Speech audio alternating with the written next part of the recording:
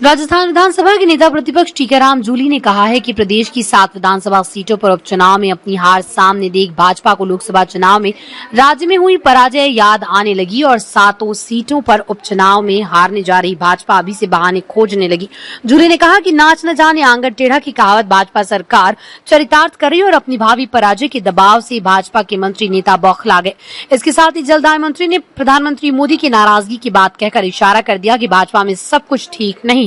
नेता प्रतिपक्ष टीकाराम जूली ने प्रदेश के जलदाय मंत्री कन्हैया लाल चौधरी के उदयपुर में दिए बयान पर पलटवार करते हुए कहा कि भाजपा के मंत्रियों को पाप और पुण्य याद आ रहे हैं। भाजपा भूल गई है कि लोकतंत्र में जनता जनार्दन होती है और जुमलों की राजनीति ज्यादा समय तक नहीं चलती।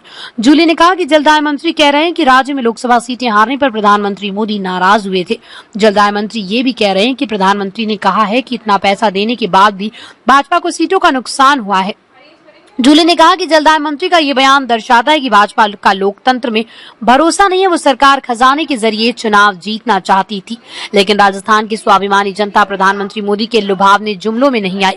जूली ने कहा कि राजस्थान स्वाभिमान का पर्याय है। यहाँ के किसान और युवा अग्निवीर योजना के जरिए युवाओं के साथ खिलवाड़, ईआरसीपी के नाम पर प्रदेश की जनता से छलावा, पूर्ववर्ती कांग्रेस सरकार की जन कल्याणकारी योजनाओं को बंद करने की भाजपा सरकार की कोशिशों, बेरोजगारों से छलावा, महिला उत्पीड़न, दलित और आदिवासी समाज की उपेक्षा, प्रदेश में बढ़ते अपराध और भ्रष्टाचार आदि की वजह से खफा थे और जनता ने लोकसभा चुनाव में भाजपा को सबक सिखाया और एक बार फिर 7 विधानसभा सीटों पर उपचुनाव में सबक सिखाएगी।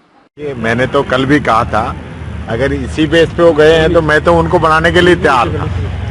वो कहते तो सही, बात ये नहीं होती है। जब जाने का कहीं मन होता है तो ठीकरा दूसरे पे फोड़ा जाता है, ऐसी कोई बात नहीं है। और रही बात मेरे काम की, मैं मेरा काम भली भांति जानता हूँ और बनने के बाद में मैंने जो एक नेता प्रतिपक्ष के रूप में जो काम होना चाहिए वो किया है। उसमें मेरे को किसी से सर्टिफिकेट की आवश्यकता नहीं है। वो सर्टिफिकेट मेरी पार्टी और राजस्थान की जनता देगी। दूसरी बात मैं कहना चाहूँगा, आज जिस प्रकार से भारतीय जनता पार्टी ये आने वाले चुनाव के अंदर बौखलाहट के अंदर है, उनको लग रहा है कि वो नहीं जीत रहे हैं, इसलिए वो कांग्रेस के नेताओं को चुन चुन के बुला रहे हैं। उनको कहीं ना कहीं दबाव में या किन्हीं कारणों से बीजेपी के अंदर लेके जा रहे हैं। तो बीजेपी अपने आप में सक्षम है तो कांग्रेसियों की जरूरत क्यों पड़ रही है? आप एक तरफ तो कह रहे हो 400 पार, तो 400 पार में कम हो जाएगी, क्यों कांग्रेस वालों के पीछे पड़ रहे हो? चारों तरफ भर्ती खोल रखी है कि कोई आ जाए, हमारी अब की बार तीसरी बार सरकार आ जाए।